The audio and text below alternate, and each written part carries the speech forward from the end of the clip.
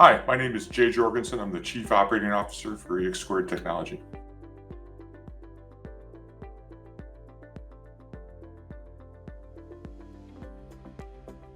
The one that comes to mind is we are building a project in Arizona, and in Arizona there's a significant amount of cultural reviews you have to do. It's really an archaeological study to make sure that any ancient tribes hadn't gone through that area and left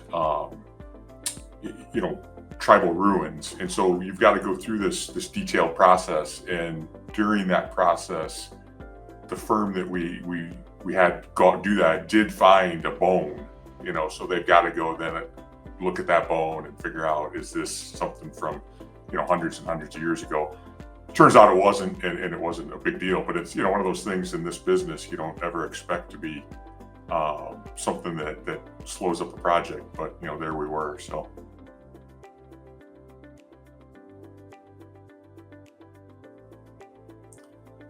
this question kind of made me laugh when I saw it, because I'd never thought about anything like that, and I kind of spent the last week considering it, and I had nothing. So finally I just Googled it to see what the internet would come up with.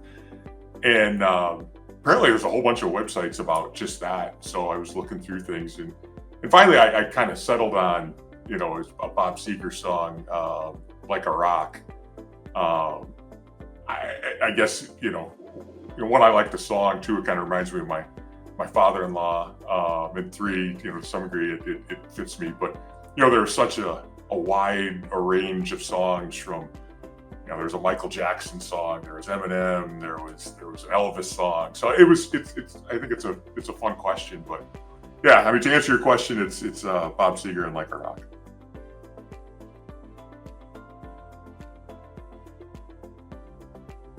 That's a tough question. One, I just hope we're still around in 2035. I mean, I have a great appreciation now that I've started a company and been through the first 10 years, how hard it is to do that.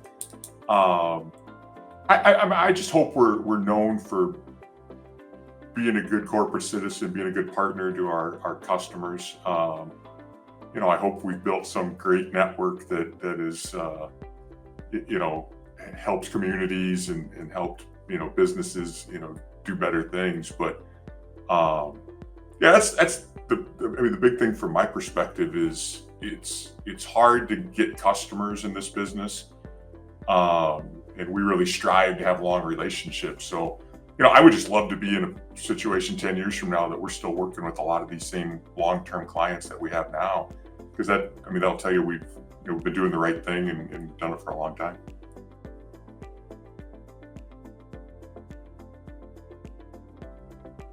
There's probably two of them. One's a specific moment, and one's kind of I'll call it a recurring theme. But first, when we started the company, there's 7 of us, and we'd all been in the business a long time, and had what we thought were pretty good resumes and pretty good stories to tell. We'd gotten some private equity money, but the challenge was our company didn't have any experience, and so it was much harder than I think I thought coming in to get that first customer, to get somebody to take a chance on you. And I vividly remember we had a meeting with a city in Michigan, and I'm pretty sure they wanted to go with us. But in talking to the public works director, he's like, "You guys just don't have any experience. I can't take this to my board," even though we as individuals had a lot of experience. And so that kind of rang true with me. So when we got our first PO, which I think was October or November of 2015, I mean, that was just a big moment, and it kind of gave us a sense of legitimacy, I thought. And then the other thing I'd say is just all the people, especially really early on in our history, that came on board. Because in the beginning we were really just selling an idea.